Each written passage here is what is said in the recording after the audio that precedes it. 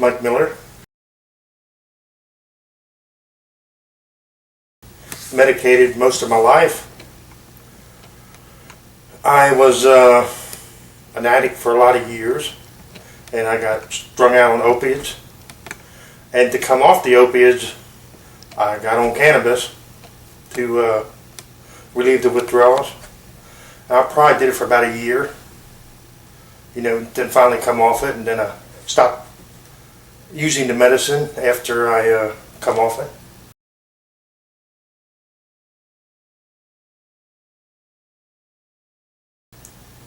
It gave me an appetite, because when you come off of opiates, you get sick, your body rejects everything, and the cannabis eased the aggravation and the withdrawals.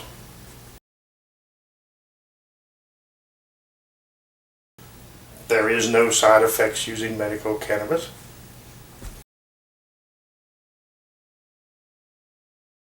I've never talked to a doctor about it. I never trusted doctors, because they're the ones that got me started on the opiates. A little story: when I was 16, I got arrested for selling drugs, and I had an ounce of pot in my pants pocket, and I kicked it under the bed, because the cops come in at 4 o'clock in the morning, and I kicked it underneath the bed and grabbed another pair of pants. And I was in jail for like 6 months. I got out and went back home, and my aunt, she raised me. She said, "Your stuff's upstairs in your drawer." And I thought, well, my clothes are up there. So I went up, and she had the ounce of pot laying right on top of my clothes. And I carried it down. I said, "What is this?" She said, "I would rather see you do that than to drink." She said, "I've seen too many people die of alcoholism. I'm a Native American, and I've seen a lot of my family get ate up by alcohol. And I've never seen nobody die on cannabis."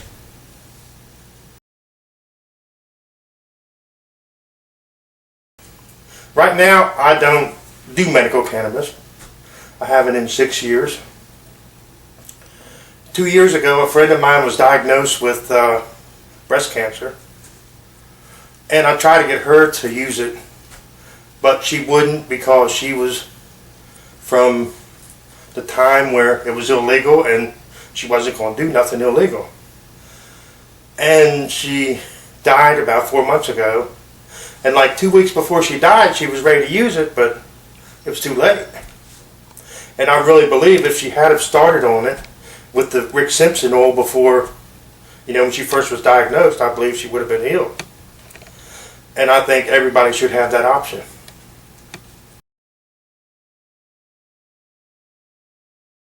Well, I used to be really involved when I was younger, and now I feel like getting involved again, because her dying kind of relit that spark in me,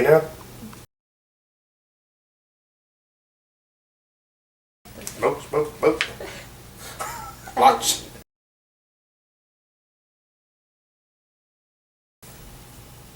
The first time I was locked up, I was 10 years old. It was over some craziness. It was nothing to do with drugs.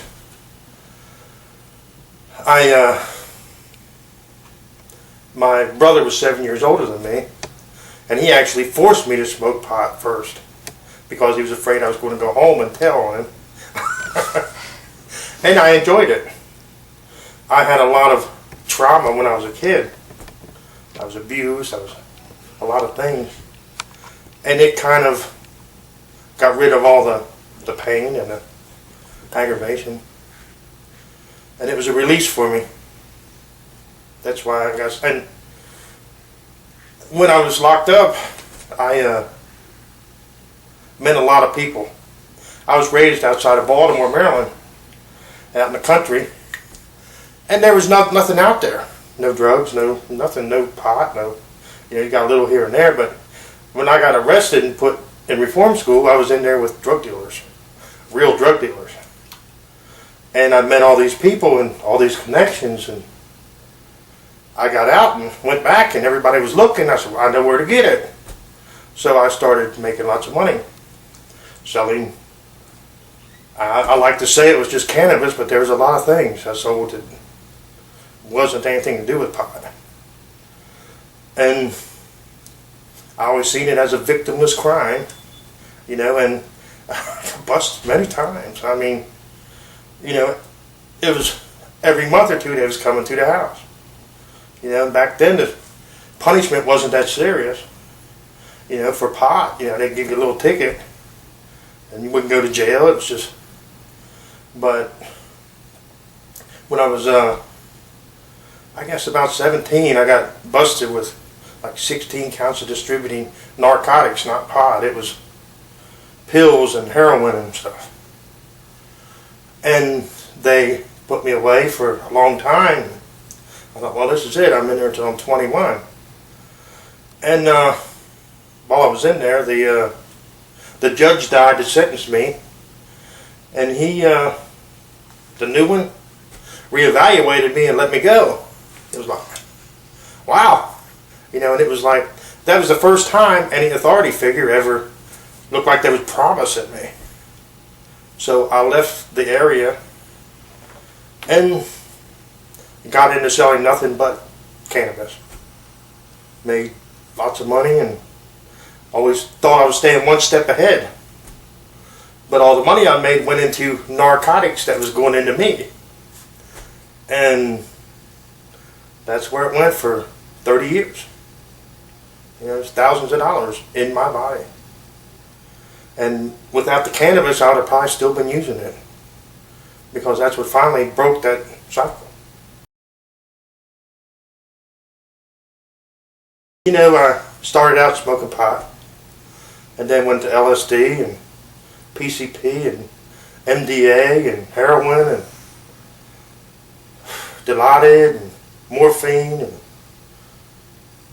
just, if I could get it, I would do it.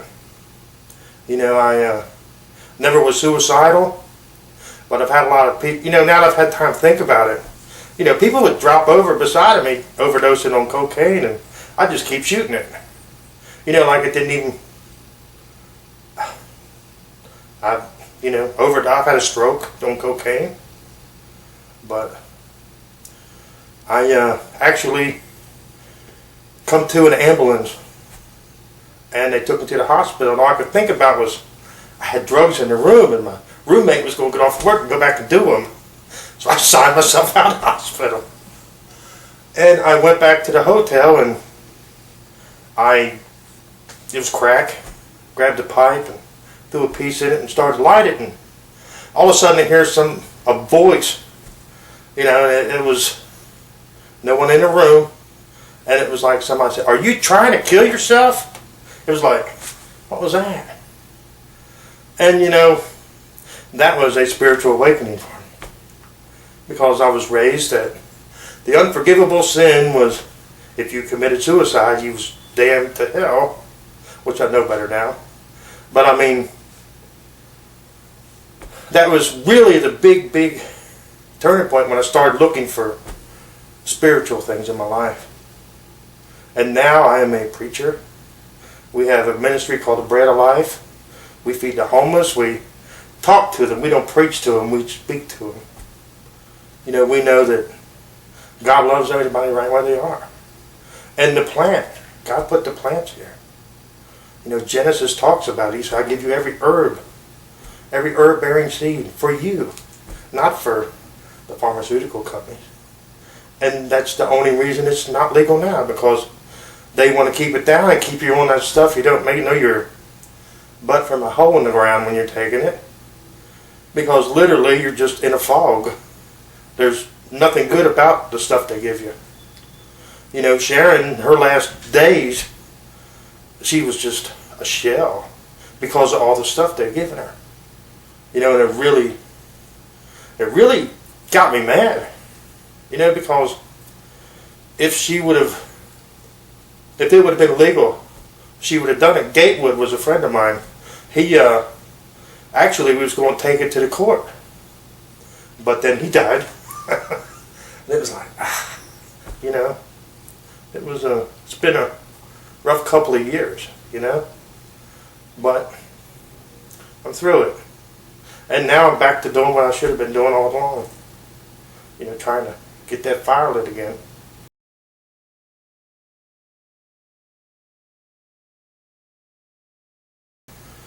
About, I guess it's been 12 years ago, 13 years ago.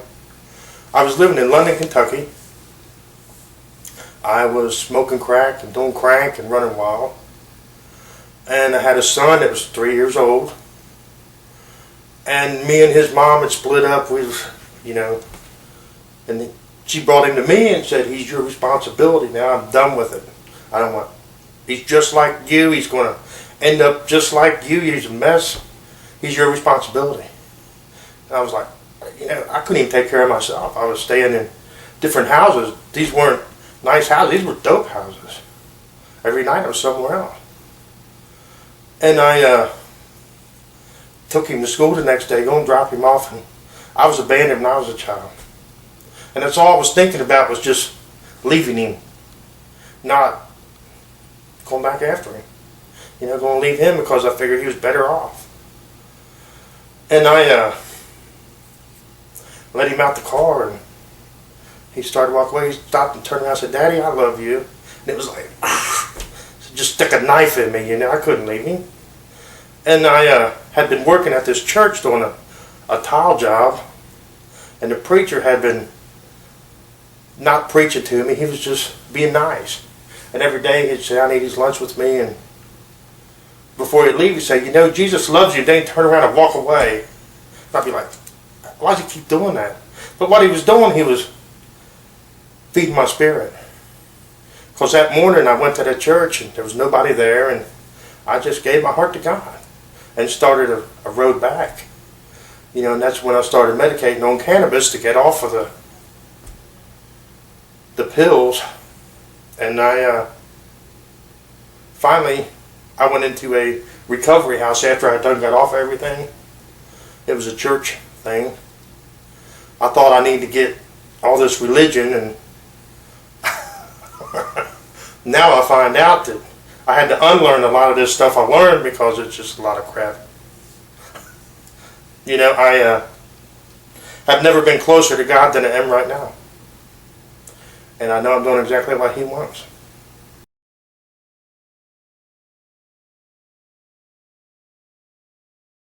One-on-one, they're okay with it. But when they're not around me, I don't know. You know, I don't think they would come out like I am. I don't think they would tell their congregation they were for it. You know, because they're so scared that somebody may accuse them. You know, I know a lot of them look at me and say, well, he's probably smoking it, but I don't smoke it. You know, I'm not saying nothing's wrong with it. It's just not for me right now. I don't need medication. And as for the total legalization, you know, maybe somewhere down the road, but I think right now it needs to be medical purposes. Because there's a lot of children that need this. And if it gets to be legalized, then they'll regulate it, and you got to be 21 or 18 or something or other. And these kids that need it aren't going to get it. And that's what it's about. It's about saving people. It's not about making people happy.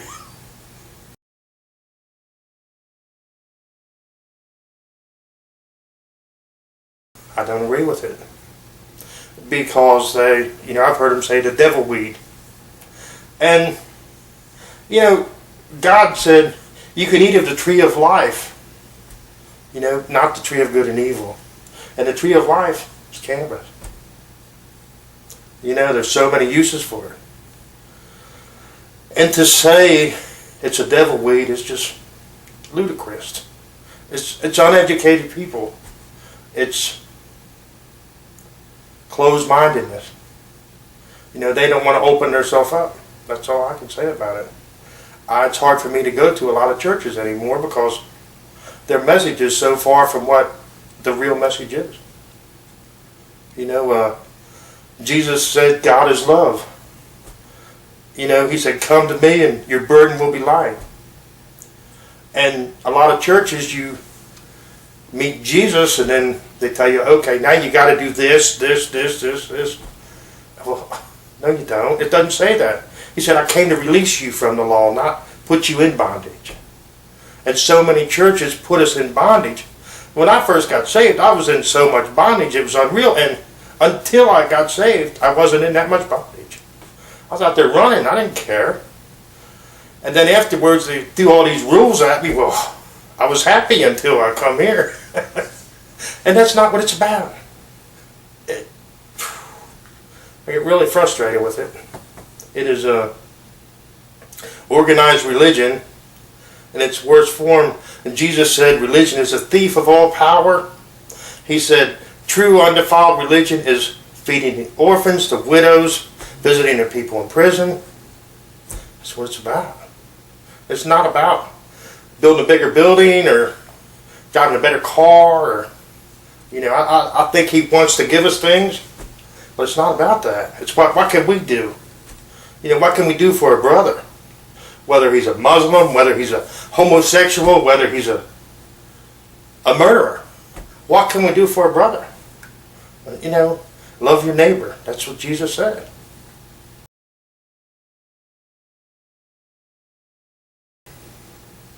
I lived on the street a lot.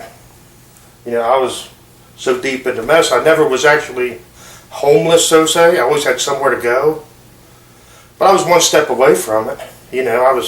Some of these people are so deep in addiction, alcoholism, and just mental illness that they have nowhere else to go. And I always had a heart for feeding people. I love to cook, and it just seemed natural progression. I worked at a place for about 3 years it was a rehab program that I went through. And I cooked and preached and teached and all kind of stuff. And when I left there, the day after we left there, me and Sharon started the Bread of Life. We made a bunch of sandwiches and took bottled water down to the park and gave to the homeless. And that was 3 years ago, and been doing it ever since. When she died, I actually considered stopping.